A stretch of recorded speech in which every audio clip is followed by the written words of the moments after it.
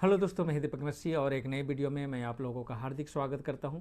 और आज का जो वीडियो का विषय है उसे मैंने प्रकाशित वाक्य की पुस्तक 19 अध्याय का 19 पद से लिया है। जैसा कि लिखा है, फिर मैंने पशु और पृथ्वी के राजाओं और उनकी सेनाओं को एकत्रित होते देखा कि उस घोड़े के सवार उसकी सेना से युद्ध करे। तो यहाँ पर युद्ध की बातें लिखी गई है। अब युद्ध हमेशा दो दलों में होती है और इसमें से पहला दल है जो घोड़े का सवार है और उसकी सेना है, और उसके साथ युद्ध करने के लिए यहाँ पर आ रहे हैं पशु और पृथ्वी के राजाओं का सेना।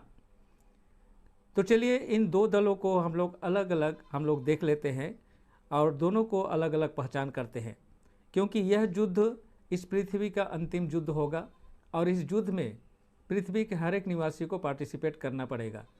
आप भाग नहीं सकते हैं, आपको इस युद्ध में शामिल होना ही पड़ेगा। लेकिन गुड न्यूज़ यह है दोस्तों कि आप अपने दल का चुनाव कर सकते हैं।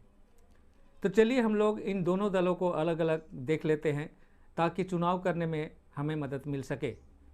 तो यहाँ पर है पशु और पृथ्वी के राजाओं का सेनाओं का दल।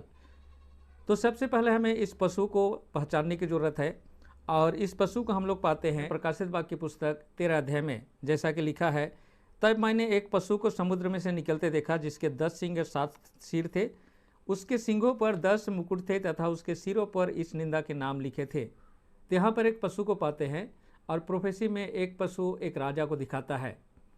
अब इस पशु का 10 सिंग और 7 सिर है। यह हमें याद दिलाता है दानियल 7 अध्याय का चौथे जंतु को, क्योंकि चौथा जंतु का ही 10 सिंग था और बाद में जब एक और पावर उठता है तो उस 10 में से 3 को उखाड़ फेंकता है। इस तरह से 7 हेड बचते हैं।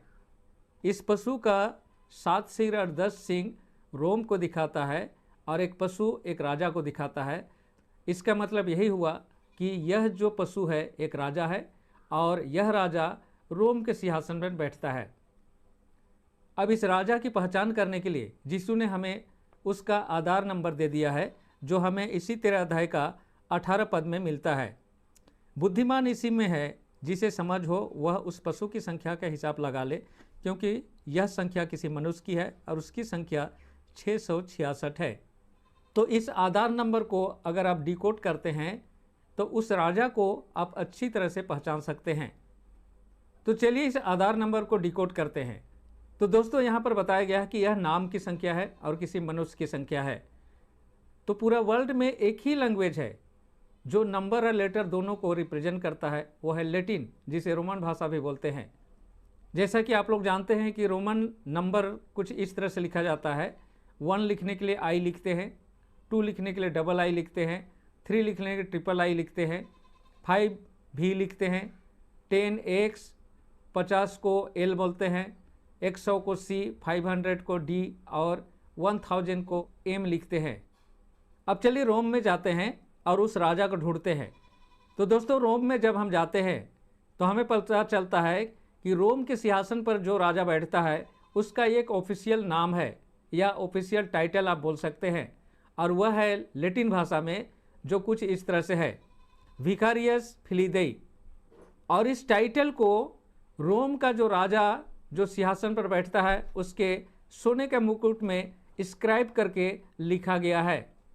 जब हम इस टाइटल या रोम के राजा के इस नाम से नंबर्स को बाहर निकालते हैं तो हमें 666 मिलता है। चलिए इसको करके देखते हैं। तो पहला शब्द है विकारियस, जिसमें VICARIUS। इस भिखारियस शब्द में 5 लेटर ऐसे हैं जिसमें नंबर्स है, जैसे V का 5, I का 1, C का 100, I का 1, U का 5।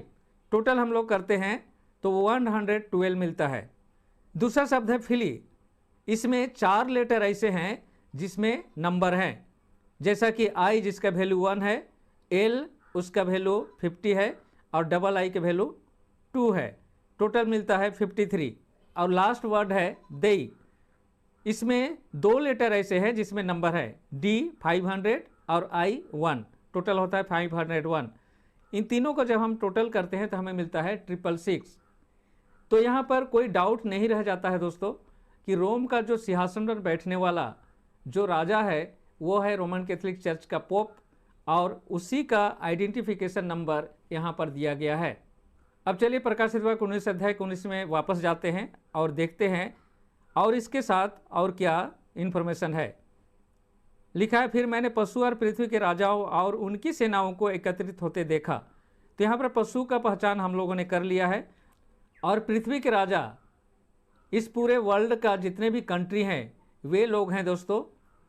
और रोम का राजा पोप के माध्यम से पूरे वर्ल्ड को एक करने का एक कानून बनाया जा रहा है जो यूएनओ में पास होगा, और इसके लिए जो प्रोसेस है वो चालू हो चुका है। 4 अक्टूबर 2021 को पोप ने वेटिकन सिटी में विश्व के सभी लीडरों का मीटिंग बुलाया था, और वहाँ पर 70 कंट्री के प्रतिनिधि एकत्रित हुए थे।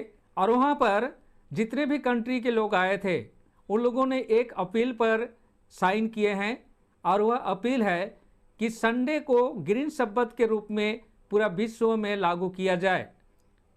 और इस अपील को 1 नवंबर से 12 नवंबर तक चल रहे उस यूएन का जो मीटिंग है जो स्कॉटलैंड का ग्लासगो में हो रहा है वहाँ जमा किया जाना है।